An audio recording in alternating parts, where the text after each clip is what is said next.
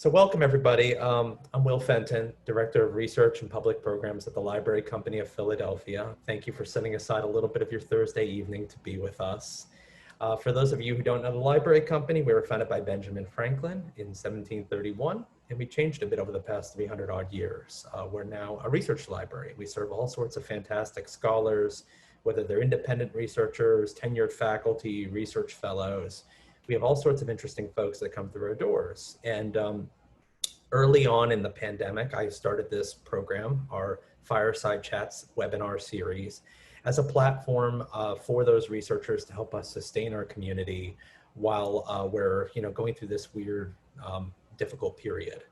Really a place where we could continue to share ideas, research that's inspired by library company collections and conversations with staff and curators, and to maintain that connection across the distance. So I'm very grateful for everyone who's allowed us to do this, including our speaker tonight.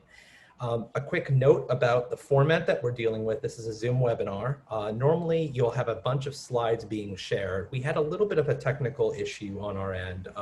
Carole's internet connection just decided that today was not the day, which means you're going to be stuck with me screen sharing a little bit. I will not, unfortunately, be able to share all of her beautiful slides, but I can assure you that we will be sharing those slides in due time. Within the next week, there will be a follow-up email that includes a attachment of all those slides, any additional resources in terms of links that we can think would be useful, and then, of course, a recording of this entire presentation, just in case you want to share it with anyone who can't make it. We put everything up on YouTube and SoundCloud, so that there's plenty of different ways for folks to enjoy it. Of course, throughout this process, you'll notice that your camera is not active. That is by design. We don't want you to feel like you have to be on right now. It's been a long day. We want you to enjoy this, put up your feet, have a glass of wine. But that being said, we do encourage you to participate. And the way that we encourage you to do that is through a Q&A button. So if you go down to the bottom of your screen, you'll see a Q&A button where you can submit your questions. Please do that whenever you're moved with a question, and I will do my best to moderate those for Carole, who's joining us via audio today. Carole would have liked to be with us in video. She has a beautiful webcam. She has beautiful slides, but unfortunately the tech just wasn't cooperating. So for the sake of safety, we're just gonna stick with audio today. And I will share my screen, which will be pointed at her website. And then I will share some videos based upon her prompting. So thank you for allowing this improvisational approach. I still think you're going to have a great time listening to her because this is an incredible project and it goes in a really different direction. So with that, Carole Adrienne is the writer-producer of a 4-part documentary series in production, Civil War Medicine. The series is drawn from primary source materials, including letters, diaries, periodicals, and memorabilia from more than 40 American libraries, archives, museums, and private collections. Her fiscal sponsor is the Greater Philadelphia Film Office. Carole is the host of Student Docs, an international program presenting social justice and social issue documentaries by students from schools including Villanova University and Rowan University. It airs on MLTV, MLTV mainline network, and will be airing on PhillyCam this fall. She's a frequent lecturer at libraries and museums, presenting a multimedia program called Civil War Medicine: What Went Right. Carole is also currently working on a book proposal about the topic with a literary agent in New York. Carole, thank you so much for joining us tonight. Thank you, Will, and thank you everyone for coming tonight. I wish we could see each other, but I feel your energy and I'm grateful for it. I'm so sorry about this glitch. I will try to be as verbally visual as possible because we really do have a wonderful slide presentation, which you'll be able to see next week, I think. But one way or another, it's a terrific honor for me at Library Company, even virtually. This organization is particularly meaningful to me, which we'll talk about. When Dr. Fenton first contacted me, he asked me to give a program about, and I quote, "the unusual ways I have chosen to do humanities scholarship," which phrase I love. So some of you may have seen my lecture, Civil War Medicine: What Went Right, But today I am going to talk about what goes into this kind of use of humanities scholarship in producing a 4-part documentary series and all of the other projects that have branched off from that as well. So welcome to Fireside Chat, the acoustic version. And let's start with how I found this story. I found out an interesting fact, which is that Philadelphia has more Civil War statuary than any city in the country. And that includes Gettysburg, Manassas, Antietam. Philadelphia is loaded with Civil War memorials and statues. And I wondered why. Just to give you an example of some of them, which you'll see next week, the Smith Memorial Arch, which is the west entrance to Fairmount Park, an extremely large municipal park in Philadelphia. These colossal structures on either side of the road are 30 feet long, and the pillars go 54 feet in the air. So upon them are 13 portrait sculptures. The whole thing is covered, eagles on globes, bas-reliefs. It is one impressive entrance. We also have on the Parkway in Philadelphia, the Soldiers and Sailors Memorial. Now these are marble obelisks which shoot 40 feet in the air. They're on granite bases. One is devoted to the soldiers, one to the sailors. They frame the west view of the city towards the art museum, and they are just a beautiful entrance to Philadelphia. We have lots of amazing equestrian statuary, which are some of my favorites, and you'll see when you get the visuals. Major General John Fulton Reynolds on a beautiful horse on the east side of City Hall, which incidentally has more sculpture on it than any building in the country. City Hall is really amazing. And just the last is one of my favorites, a General Galutia pennypacker. General Pennypacker was unique in that he is believed to be the youngest Union general in the Civil War. He was 20 years old and too young to vote for the president that he served. So General Pennypacker's statue is just off Logan Circle in front of the main library and family court. He is depicted in the traditional Beaux-Arts fashion. And he is accompanied by guns and tigers, wherever we've heard that before. And he is, I have not been able to ascertain with certainty that in real life, the general was as ripped as he appears in this depiction, but it's quite impressive. So I wondered, why do we have all this statuary in a city that did not host any Civil War battles?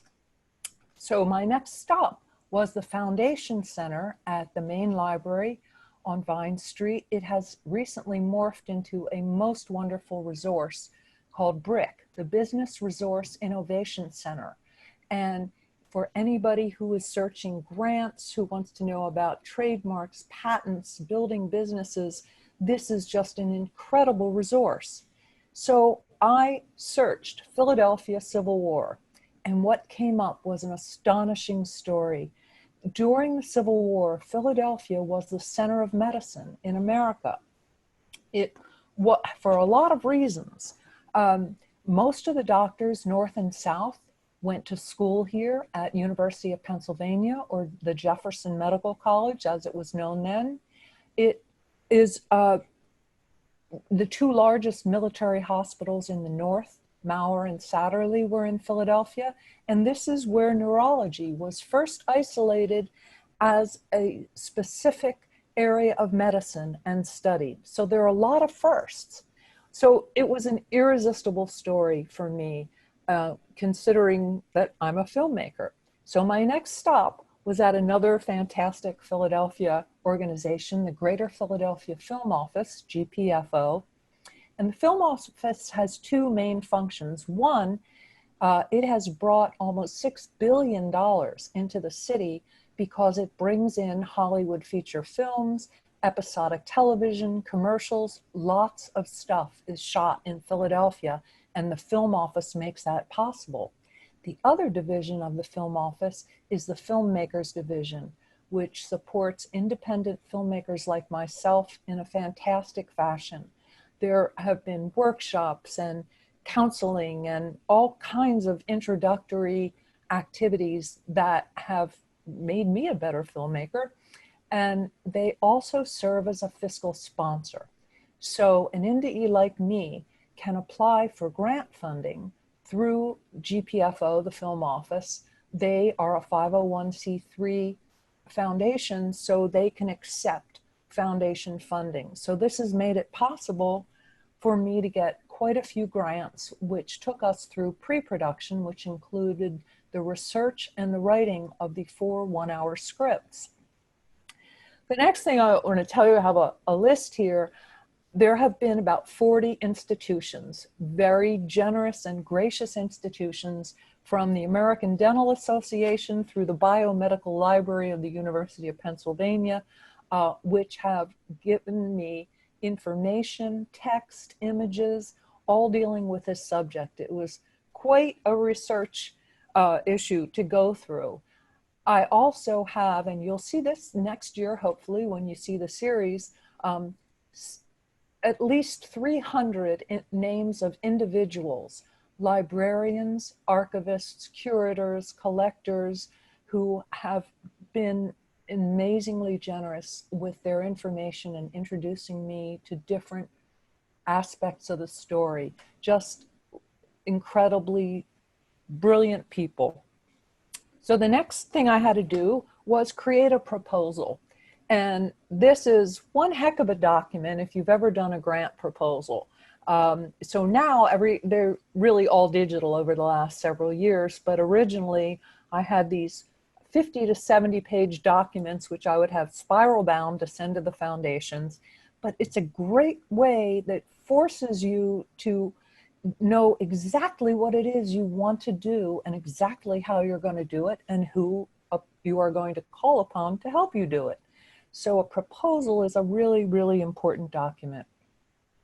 One of my first stops when I started with the research was a quiet building on Locust Street, 8 stories of amazing resources, the Library Company of Philadelphia. And this really was a building block of my research, and actually not just for Civil War medicine. For literally 2 decades, I have been assisted by the amazing people at Library Company for other documentaries, for lectures, for articles. I want to give a shout out to a couple people. Cornelia King, who was Chief of Reference and Curator of Women's History, introduced me and gave me perspective on volunteerism, on the emergence of women into really a much more public situation. She just taught me so much. And also, we forget that not everything is digitized. There are plenty of elderly volumes full of material that have not been digitized, and you really need an expert like Connie King to point them out to you. So she has been such an amazing part of the Civil War medicine process, as has Sarah Weatherwax, who is the Senior Curator of Graphic Arts. And I'm going to talk more in a little bit about the visuals that Sarah has introduced me to and provided for my projects. And one more, I really must thank Dr. John Van Horn, who allowed and encouraged a slightly unusual and somewhat noisy researcher to take advantage of the wonderful facilities at Library Company for 20 years. Thank you, John. One of the things you'll see when you see the eventual slideshow, some of these materials, it was my intention to work only with primary source materials.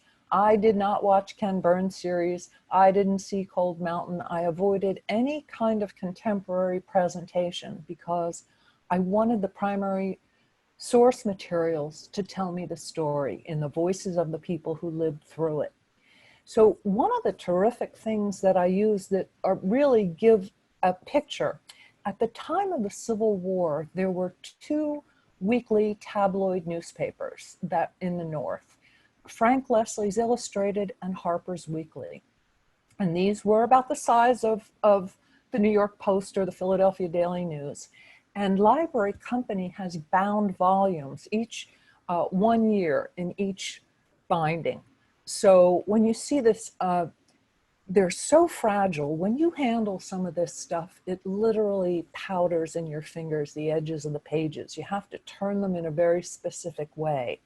And you can't just open these volumes and have them flat because the bindings are fragile as well. So there are all different sizes of foam pieces with which one supports the volume while you're using it. But in these volumes are amazing depictions.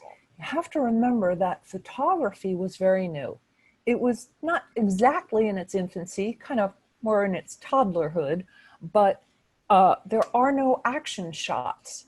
There's plenty of photography from the Civil War, but no candids. So there are lots of portraits, there are still lifes, lots of corpses and dead horses, but anything not moving. So these newspapers hired artists that they sent to the battlefields. Lots of American artists and quite a few Europeans. So they went and their depictions gave Americans the tragedy, the pathos, the drama that was going on the actual battlefields in a way that photography was not able to do at that point in time. And going through, I have been through, I guess, well, 8 volumes. So 4 of Frank Leslie's and 4 of Harper's.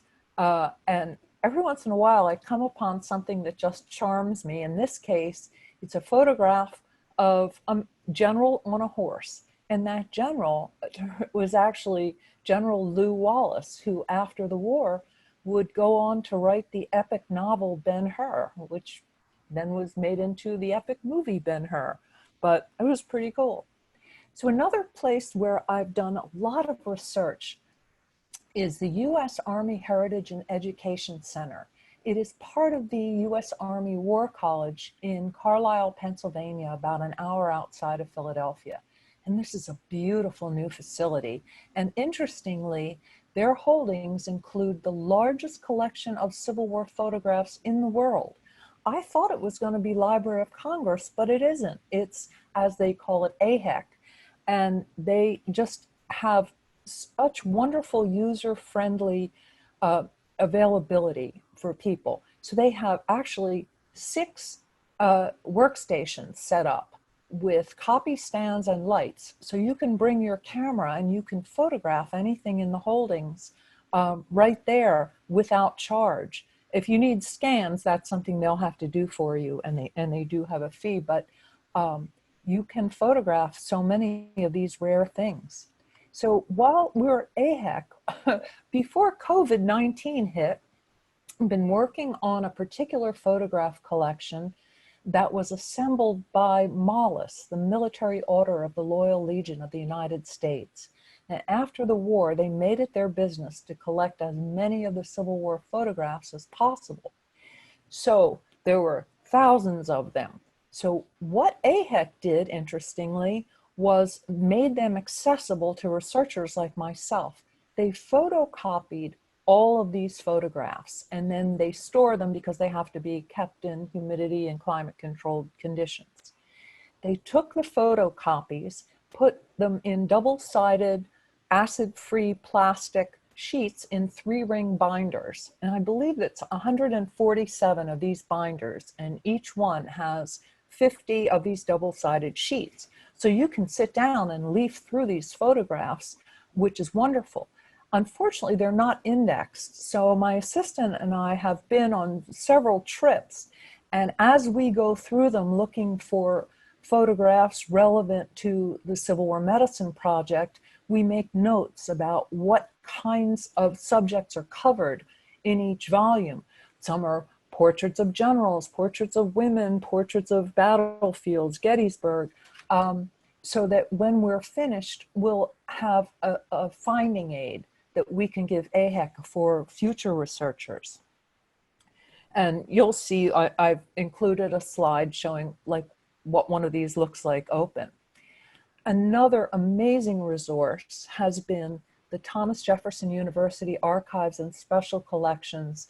And The curator of this is archivist F. Michelangelo, who has just been a font of amazing knowledge and humor for a long time with these projects. And they have a staggering and beautiful collection. I have seen things at Jefferson that just, they're so moving.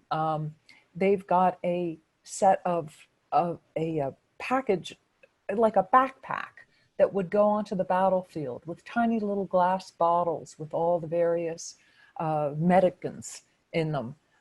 Anyway, Jefferson, thank you so much. You guys have been amazing. Also, interestingly, Jefferson educated both of the medical directors of the Confederacy and the Union, Dr. Jonathan Letterman of the Union and Dr. Hunter McGuire of the Confederacy. Now, I believe that Dr. McGuire finished up his medical education in the South after the war, but a lot of people were pulled into this sometimes with 1 year of lectures, and that was it. Boom, you're a surgeon. The Mutter Museum of the College of Physicians of Philadelphia has always been wonderful. The previous director, the late Gretchen Worden, who became a good friend of mine, introduced me to all kinds of wonderful stuff, and her successor, Dr. Robert Hicks, really has expanded my understanding and view of Civil War medicine, for which I am very grateful. The Union League of Philadelphia is a remarkable building at holding remarkable collections. So it was established in 1862 by supporters of the Republican President Abraham Lincoln. It's now a private club, but they have amazing things. And Jim Mundy, who is the archivist and now is the official historian of the Union League, has introduced me to amazing things over the years. They have portraits and weapons and rare manuscripts. It's head spinning in one of the most beautiful buildings that I know. Early on, I took a small video crew with me to kind of assess how to shoot the holdings there. And Jim brought out the reins from President Lincoln's hearse when it was driven through Philadelphia. And we all touched those reins and shed a few tears. It was pretty moving stuff. I want to compare here, and I'm talking about the wealth of stuff that has been made available. And in fact, Library Company, when I was getting ready to picture the whole thing, I contacted Sarah Weatherwax, Senior Curator of Graphic Arts, and I explained I wanted to get an overview of what were the visuals. And I will never forget, when I got there, Sarah had 2 huge work tables covered with stuff, giant scrapbooks, paper dolls of soldiers and classy women, tiny collection envelopes that were collector items, just amazing stuff. And it took hours just to go through that initial thing, but it really gave me a picture. As she said, these are the ephemera is what brought the war home to people at home. So in contrast, I just want to point out the difference in a country where there's been terrible division and violence. A few years into the project, I wanted to make sure that I gave the South equal time because their surgeons and medical personnel were absolutely as dedicated and as meticulous in their record keeping as the Northern doctors. So I made a plan to visit several sites in the South, and I made an appointment with one of the largest libraries and repositories there, beautiful facility, and I explained that I was working on something about Civil War medicine and anything related to it I would love to see. So we went to the South, and they were very kind, and when I got there, they gave me the folder. When I expressed surprise, I was reminded that the expense of preserving and conserving paper records is considerable, and that in part of a country that was impoverished and worried about starvation in many places, if there were holes in your shoes, holes in the wall, if what you had was paper, that was what you used to stuff in there. So it was pretty sobering. So a lot of our history really remains in fragments from the South. On a more upbeat note, again, Sarah Weatherwax educated me about the advancement of the science of printing, which was pretty good by the time of the Civil War, and color printing was really in good shape. They were also able to make multiples of things, which had not occurred like some years before. So some of the, you'll see there's a full color, beautiful cover sheet for music that was composed for one of the sanitary fairs, which were huge expos, fundraisers in the North that lasted about a week. There was one in Philadelphia in Logan Circle, and they showcased the best of everything that could be offered: music, drama, technology, farming implements. And these events raised literally millions of dollars, and Civil War millions of dollars. So I am a sound hound, so I have made a number of visits in order to photocopy the original sheet music. And two organizations in particular have amazing holdings in that. Library Company not only has sheet music, they've got tons of song sheets. And the Free Library main branch has a gigantic collection as well. So I went through to find music that had been composed with the themes of medicine for hospitals, and of course, funeral dirges, military music, in memory of the dead. All kinds of music was composed, and we will be working from those original, well, these copies of the original sheet music of this type. Now I want you to picture this: a bookcase stuffed to the brim, a 6-foot tall bookcase that is just overflowing with Civil War books. This is my warning picture. If you get involved with the Civil War, it takes over your bookcases and your file cabinets. It's just incredible. I don't know how it happens so quickly, but there is so much fascinating material available. And it just, well, if you could see my office, you would know we're stuffed with stuff, and I use it. So I'm grateful for it, but just, I put out a warning: you're going to have to find a place to put all your other books that are not about the Civil War if you get involved. Well, a couple years ago, 2 years ago, Jim Mundy from the Union League, who had become a friend, he's the historian, asked me to put together a 1-hour lecture to be given at the Union League about my project. So I wrote a lecture and a multimedia slideshow, which we were able to do, I'm sorry, but I had the unbelievable honor of delivering this lecture to 100 people in the Lincoln Memorial Room of the Union League of Philadelphia. Let me tell you, that was just pretty heart-stopping and an incredible opportunity. So it actually became popular. I was invited to give the lecture at all kinds of places. I gave it at the U.S. Army Heritage and Education Center for the annual convention of the Society of Civil War Surgeons. And in a full circle, I was invited to give it at the Parkway Central Library, which is where I found the story.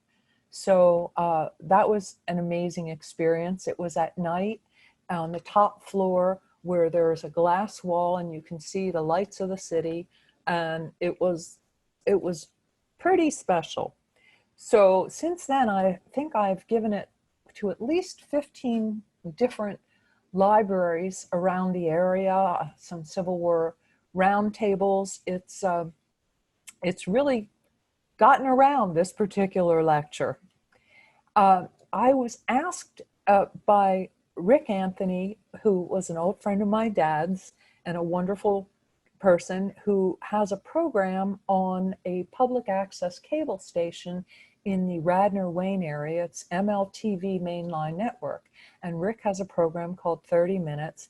And he tried to get me to come be interviewed for 3 years. Finally, I buckled. And then I wondered why I had given him such a hard time, because he was a wonderful interviewer. After I did that, about a week later, I got a call from the station from the general manager, Vince Celli, and he asked if he thought I would be a good person to host an existing program they have called Student Docs. And this program deals with social issue and social justice issue documentaries made by students, mostly college, but some graduating high school seniors as well. So I started to do that last year, and it's become very interesting. And these students have some powerful documentaries. Now, some of them are short, 5 or 6 minutes. And in that case, we show the program in its entirety. If it's a longer documentary, we show a clip, and then I interview the students, and they talk about what called them to the particular project, how it changed them working on it, how they were able to shoot it. Some of these kids shot it with their smartphones and edited with free downloaded editing software. They really were incredibly resourceful and made powerful statements. We did some shows on opioid addiction programs. We recently did one called 9/12 about the day after 9/11. Really fascinating and meaningful stuff. So we also try, since the advent of COVID-19, to encourage anybody who's watching to also document, because if you have a smartphone and a computer, you basically have TV studio in a bottle. And so the students give hints about, doing it, recommendations for closed captioning and for copyright-free music that you can use with it. So hopefully there is going to be some great documentary work coming out of this situation, or maybe people just want to make something to add to their family archives. It's a great, great way to do it. Well, in addition to working on the documentary, one way to get attention for it and hopefully raise funding is obviously through social media. So I think you may be seeing my website, civilwarrx.com.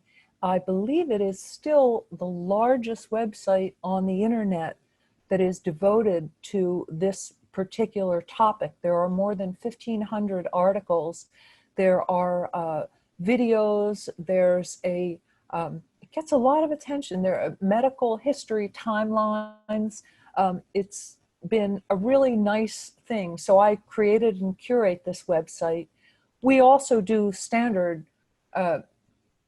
social media on Facebook, on Twitter, we're at Civil War Medicine, LinkedIn. So get some very interesting stuff online. And recently, I always wanted to do a book, and not necessarily a companion, possibly a standalone book about this subject, because it's an amazing subject. So I sent a synopsis to a very well-regarded literary agency in New York City, and I heard back within 5 days, and they're very interested.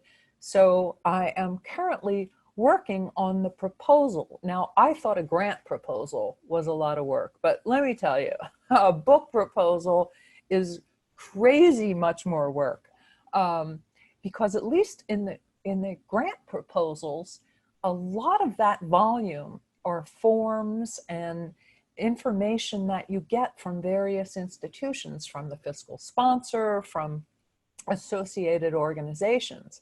But the book, that's text, you're on your own. So I am now on the first rewrite of the draft. And they tell me it's pretty standard that it takes 3 or 4 rewrites from your original before the agents are ready to take it to publishers. And I'm pretty intrigued with the process and grateful to have the opportunity. So I can't tell you when it's going to be out on the shelves, but at that time, I will certainly be very loud about it. I wanted to show you. So once I had all this information, all these piles of files and everything, and it really took a few years to assemble 4 one-hour scripts to tell. It was hard to figure out how to tell the story. And I use a very standard industry software called Final Draft, because scripts have much bigger margins than normal text pages, which make it easier for the actors to read. So it is all drawn from primary source materials, and it's linked by a contemporary narrator who kind of introduces in and out and melds things together.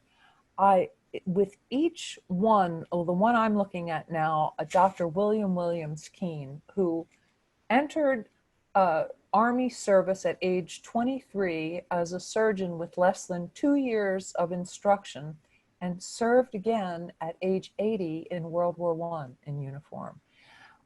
So after the name of each character, I have a code, and sometimes within parentheses, and the code might say M7 pages 1 to 3.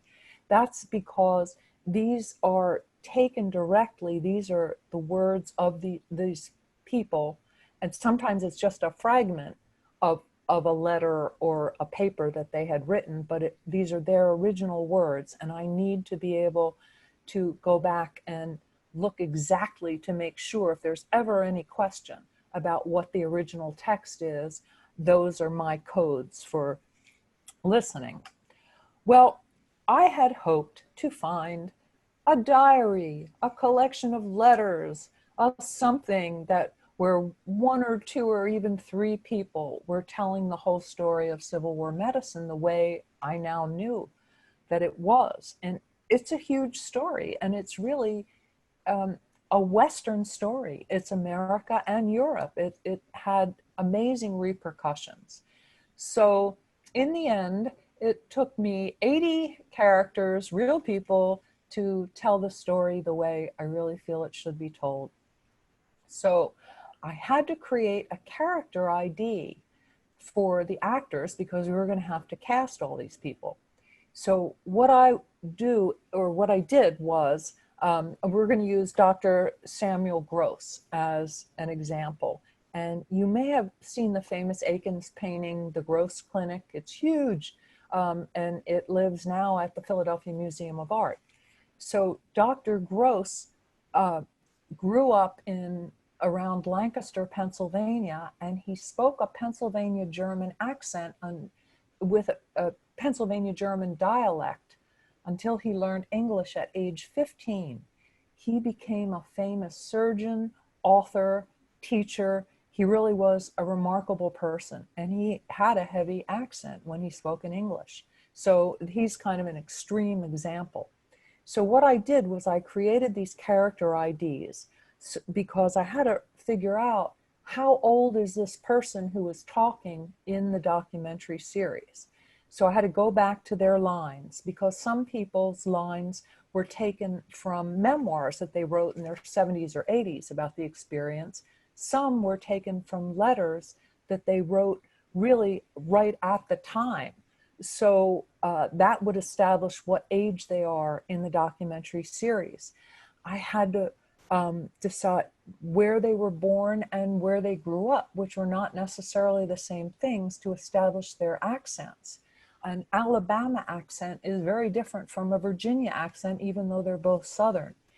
It had to establish their education level for, however the pronunciations might be, or the sophistication of it, and their personalities. I mean, some people, as I did all this research, and sometimes through obituaries, letters from relatives, to establish, some people were very funny. Dr. Keene was very funny.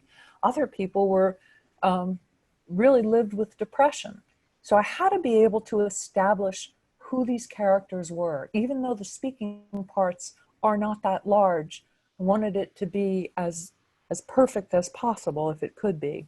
So, so I did these character IDs, and then we worked with a wonderful casting director, Scott Waz, who owns Philadelphia Post, and he has a national network of voiceover actors. These are all voiceovers, by the way.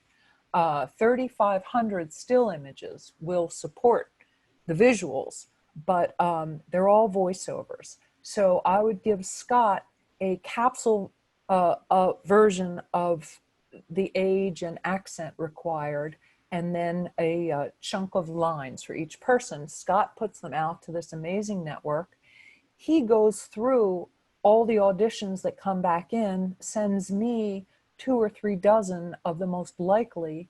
I listen to them blind, and in every single, we've recorded 40 of the characters so far, and every single time the right one just emerged like cream. So it was pretty magical.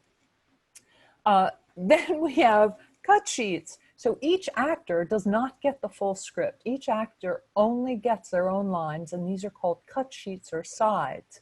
And this particular screenplay software is set up so you can do that easily. Then, I never expected that I would be uttering these words, but Excel has become my BFF.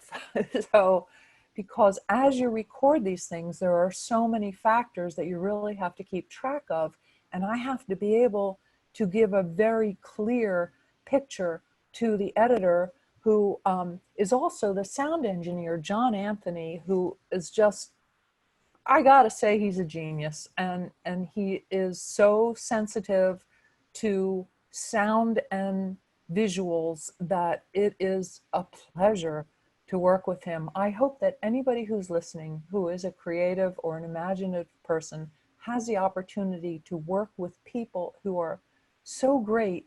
I always say it's like the creative equivalent of flying, to be able to work with people, musicians, editors, who really are tuned in to what it is that you're working to produce. So we went into the studio, we went into Philadelphia Post and recorded. So it works, the actor goes into the sound booth, or if they're remote, they call it in and we can record them remotely and direct them. So we recorded everybody in the studio at Philadelphia Post. Then we went to, so some of the actors were terrific. One, a local actor who's wonderful. If you saw The Last Airbender, he was the leader of the North, James DeFonso, and he portrayed James Ferguson, who was a witness to the Lincoln assassination. Mr. Ferguson owned a saloon down the street from Ford's Theater, and he happened to be viewing the play that night when the president was murdered. So he was interviewed as a witness after, and James did an amazing job on that.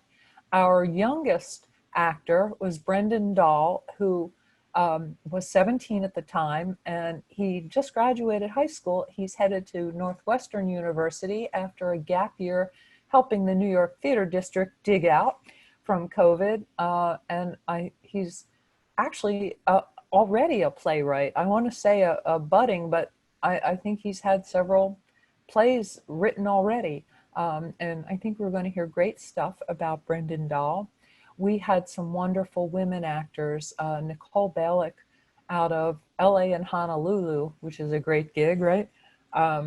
And she portrayed a young Southern woman, 16 years old, who was from a very privileged background. And she volunteered aboard a Confederate train from Macon to Atlanta that was filled with wounded, sick, dead and dying soldiers, and it changed her life. And Nicole did an amazing, heart-wrenching rendition of Louise Wigfall's lines. So once we got them all recorded, then we went to the J-Track studio, John Anthony and I, and went through all the recordings. if we had multiple versions, edited, made decisions. So we got them all nice and clean. And I love sound studios. They're so interesting, and sometimes they're filled with guitars or drums, or I don't know, they're just kind of inspirational for me. So since we had all these, Dr. Fenton, I'm going to give you a high sign in a few minutes. Since we had all this wonderful stuff already recorded, I thought, what can we do? Because it's going to be quite a while before we're ready to release the full documentary series. So I decided to make 1-minute pieces. We call them the Voices of Civil War Medicine. And every few weeks I post one on our social media. So I would like to play you a 1-minute piece. This is Walt Whitman, the poet journalist out of New York and New Jersey. And he is portrayed by a wonderful actor, Charles Roney, who is local to the Philadelphia area. And these are Walt Whitman's own words as depicted by Mr. Roney. Can you run that, Will? Absolutely, yes. And we'll also share a link to this so that folks can find it and share it with their colleagues. Thank you. The released prisoners of war are now coming up from the southern prisons. The sight is worse than any sight of battlefields or any collections of wounded, even the bloodiest. There was one large boatload of several hundreds brought to Annapolis. And out of the whole number, only 3 individuals were able to walk from the boat. The rest were carried ashore and laid down. Can those be men? Those little, livid brown, ash-streaked, monkey-looking dwarfs? Are they really not mummied, dwindled corpses? Wow, thank you. So the last thing I want to show you before we open it up to questions is John Anthony and I made a 5-minute trailer for the documentary series Civil War Medicine, and you are going to be able to see this because Dr. Fenton's going to put it up for you. And I want to point out 2 things, since you now know more about the mechanics of putting something together.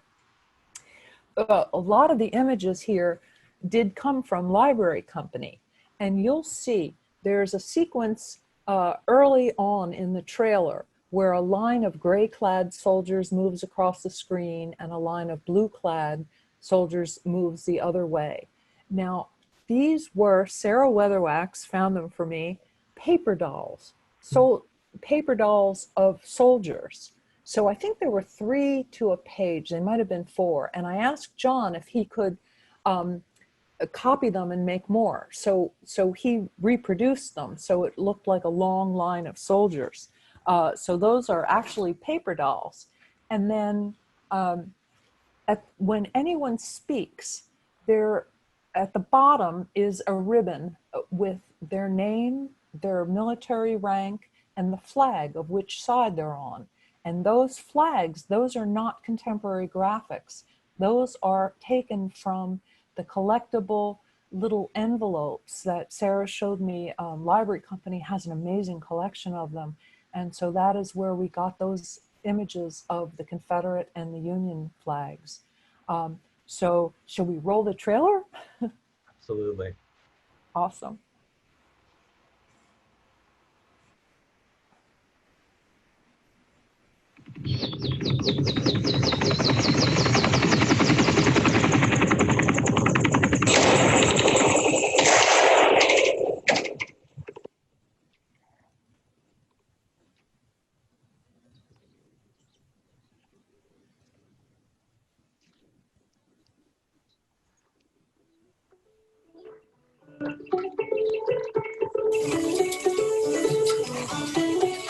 I began service and had things that none of the other surgeons had.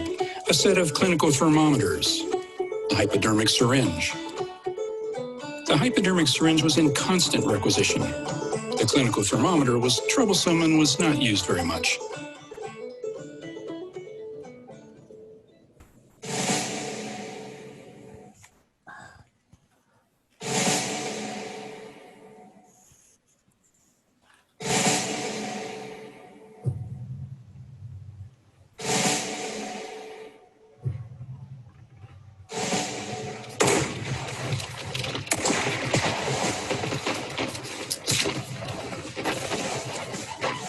War is at all times a terrible affair. It is doubly so when the combatants are composed of one people. The wail of the widow and orphan ascend to heaven from every city and hamlet in the land. And still the cry is for more men.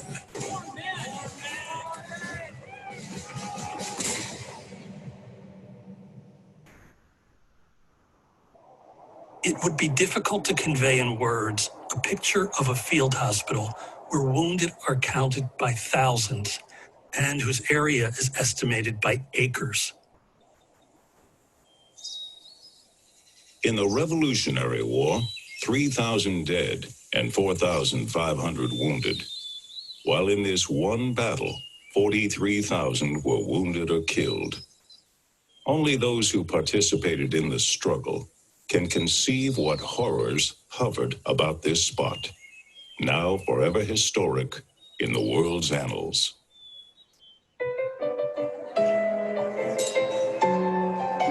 A Metropolitan Fair is to be held in the city of New York for the benefit and relief of the sick and wounded. All the resources of the great city of New York are to be invoked. Chicago has just raised nearly $60,000 for Army relief. This sum may well save the lives of 10,000 soldiers. Boston and Cincinnati are about doing the same thing. Cannot and should not the city of New York do more for this great national object than Chicago, Cincinnati, or Boston?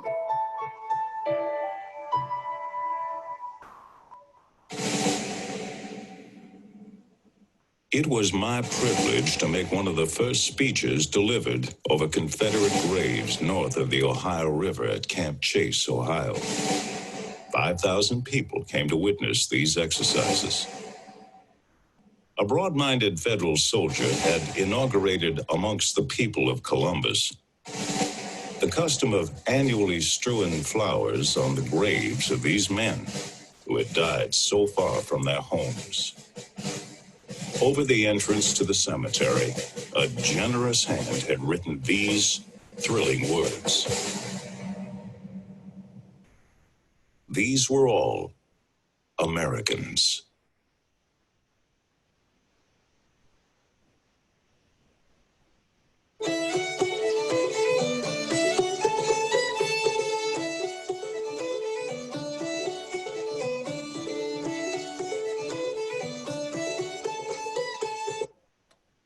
Pause it right there.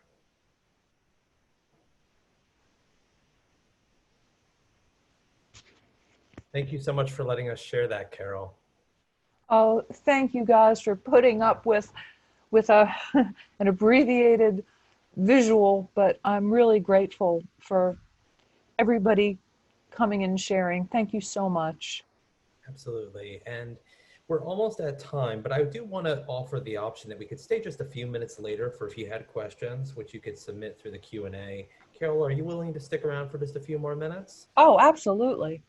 Well, while I encourage folks to submit via Q&A, in fact, we already have one. So before we jump into that, I'd like to just start with something that you had mentioned about working on that 70-page binder of a grant application. And I know that a lot of people are not fond of working on these big grants, but I'm one of these weird people that have actually found it kind of clarifying in a useful way, simply because it makes you think very clearly and concretely about what your objectives are and how they relate to your audiences.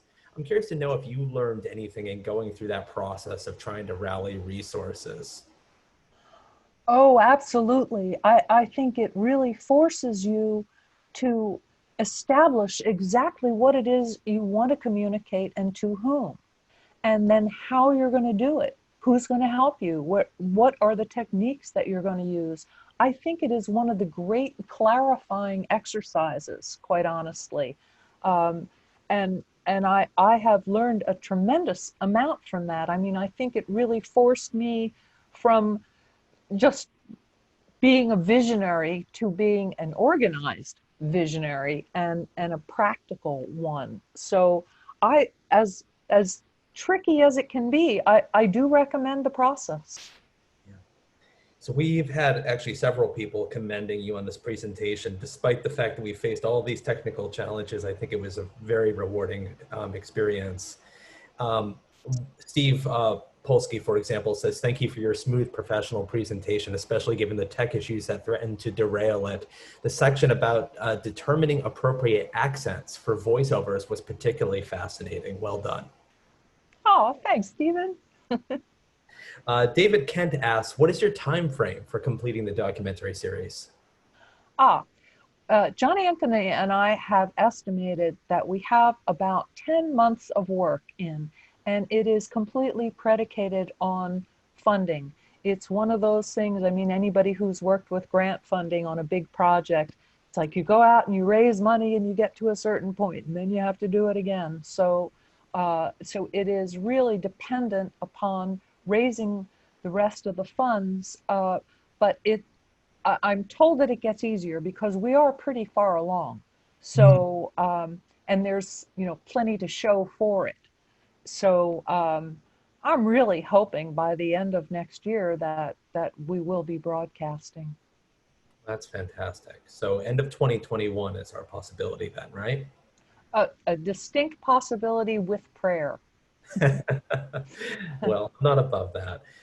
Some more commendations. Abe Klebanoff says, Carole is always so articulate and fun to listen to. I always learn new things. Oh, hi, Abby. Thank you. Excuse me, Abby. I'm sorry, Abby. She's an amazing librarian. She's the head librarian at FUMO. And boy, has she helped me along. And especially in times of difficult internet, I have gone to the library, which clearly would have been great today. Thank you for joining us, Abby. And Antoinette Levitt also says that this was an excellent presentation. Oh, thanks, Antoinette. I hope to bring more because it's such a fascinating subject, and I think in its own way, it's really uplifting. I mean, this is how Americans met a hideous challenge, a 4-year epidemic of disease and violence. And the Americans brought their best. And here we are on the other side of that particular one, but it was, people working through a fog of grief and exhibiting noble behavior. So I think it's really inspirational in that way. Inspirational and timely. Thank you for bringing it full circle for us, Carole. This was a wonderful presentation, and I can assure all of you that tuned in that we will make the PowerPoint, which I know that Carole labored over and did a fantastic job with, available to all of you, as well as any links that we can collect for you. I know that I did my best to sort of foreground resources as Carole was speaking, but inevitably I missed things. So Carole and I will strategize over the next couple of days to make sure that you're fully equipped to continue learning. And certainly, as always, I invite you to join for next week's. We will be inviting Ariel Ron, who's going to be talking about not just a brand new book, but a book that's like not even on the shelves yet. It's not due until November. So this is not even a book talk. It's like a book preview. Fantastic new book that's coming out of Johns Hopkins University Press called Grassroots Leviathan, Agricultural Reform in the Rural North in the Slaveholding Republic. So with that, thank you all for joining, but thank you in particular, Carole, for weathering all of the technical issues that we had in delivering a fabulous presentation. Thank you for helping me through that, Will. That was, and I'm going to look forward to my next opportunity. Thank you so much, everyone. Take care, all. Stay safe, stay strong. Please wear your mask. Good night, all. Good night.